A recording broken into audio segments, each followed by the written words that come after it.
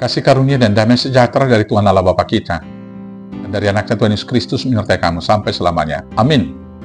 Selamat pagi saudaraku, selamat beraktivitas memuliakan Tuhan. Dengan semua aktivitas yang baik dipandu firman-Nya, dari Yohanes 15 ayat 16, demikianlah firman Tuhan.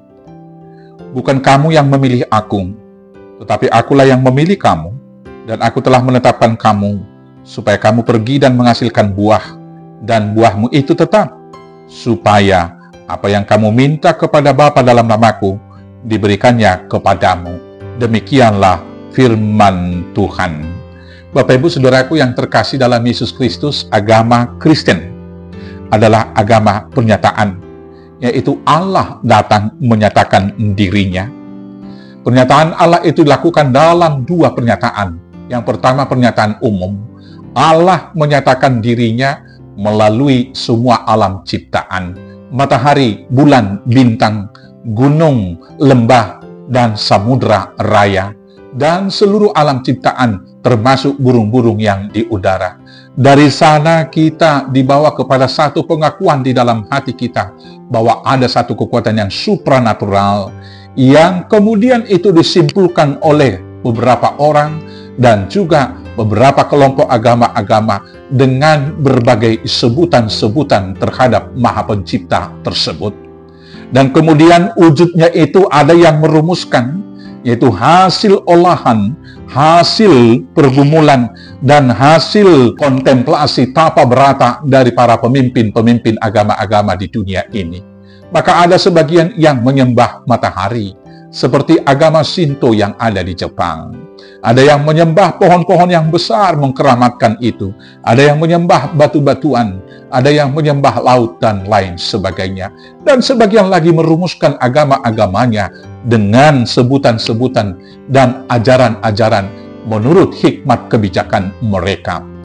Apakah mereka sudah menemukan jalan kebenaran dan Allah yang sebenarnya? Itu menjadi pertanyaan dan dapat kita jawab masing-masing dalam hati kita.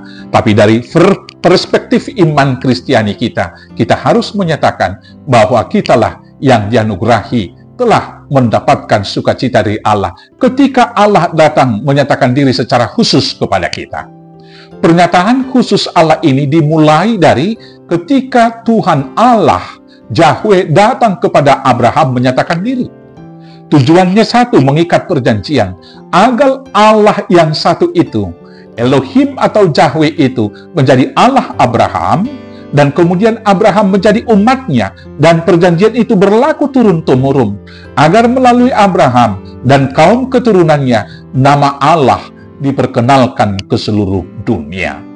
Maka demikianlah rencana Allah di dalam Abraham dan juga umat Israel, agar Allah diwartakan ke seluruh dunia. Tetapi pernyataan Allah melalui umat Israel belum cukup. Karena umat Israel sendiri masih menanti-nantikan Allah datang menyatakan diri. Maka karena itulah Mesias datang dalam diri Yesus Kristus. Itulah pernyataan khusus bagi kita. Dan umat Israel sebagian menolak, tapi sebagian telah menjadi percaya dan menerima. Karena itulah janji Allah kepada Abraham dilanjutkan. Kaum keturunannya sebanyak bintang di langit dan seperti pasir di laut. Maka karena iman, kita juga menjadi anak-anak Allah. Dan pernyataan khusus Allah itu di dalam diri Yesus Kristus kemudian dilanjutkan kepada murid-murid dan juga kepada kita pada saat ini, pada masa kekristenan kita pada masa ini. Bapak, Ibu, Saudaraku yang terkasih dalam Yesus Kristus, pernyataan khusus daripada Tuhan Yesus kepada kita ini kemudian dinyatakan oleh Tuhan Yesus mengatakan, bukan kamu yang memilih aku, tetapi aku yang memilih kamu. Karena Yesus yang memilih kita, maka kemudian Yesus yang memperlengkapi kita. Maka kita harus bersyukur karena Yesus yang memilih dan memanggil kita, berarti hidup kita sekarang ini adalah sebuah jawaban pertanggungjawaban atas panggilan iman bagi kita masing-masing. Maka dalam panggilan itu, dan kemudian dalam tanggung jawab iman kita sebagai orang yang dipanggil dan dipilih oleh Tuhan Yesus, kita diutus ke dunia agar berbuah. Maka tanggung jawab iman yang pertama adalah kita harus menjadi terang. Karena Tuhan Yesus mengatakan, kamu adalah terang dunia. Terang yang dimaksudkan di sini kita menjadi pembawa standar kebenaran, dan moral Kristiani di dunia ini meneladani Yesus Kristus di tengah banyaknya standar kebenaran yang selalu berubah-ubah dan kadang menggelapkan jalan banyak orang. Tugas kita datang dan diutus oleh Tuhan Yesus membawa terang yang dari Yesus, membawa standar moral, standar kebenaran, yaitu di atas dasar firman Tuhan yang telah dibuat oleh Tuhan Yesus. Tugas kita yang kemudian adalah membuahkan cinta kasih sebagai garam dunia.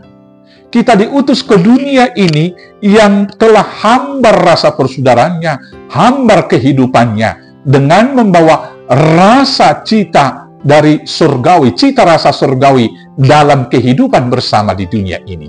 Cita rasa surgawi ini adalah hidup di dalam cinta kasih, damai sejahtera Allah, dan sukacita karena Roh Kudus. Dengan demikian kita akan membawa berkat kepada sesama, dan dalam perjalanan kehidupan kita menjadi kemuliaan Tuhan. Dan dengan demikianlah kita telah mempertanggungjawabkan panggilan iman kita dengan membuahkan buah yang baik. Sehingga kita melakukan itu, dan setelah kita melakukan itu, maka apapun yang kita minta kepada Bapa di dalam nama Yesus akan kita terima. Selamat memenuhi tugas panggilan iman dari Yesus. Tuhan Yesus memberkati. Amin. Kita bersatu dalam doa. Terima kasih Bapa atas panggilan dan pengutusan-Mu kepada kami di dunia ini. Maka perlengkapilah kami melakukan tugas panggilan tersebut hanya di dalam nama Yesus Kristus, Tuhan Juru Selamat kami yang hidup. Amin. Selamat beraktivitas. Tuhan Yesus memberkati. Horas, horas, horas.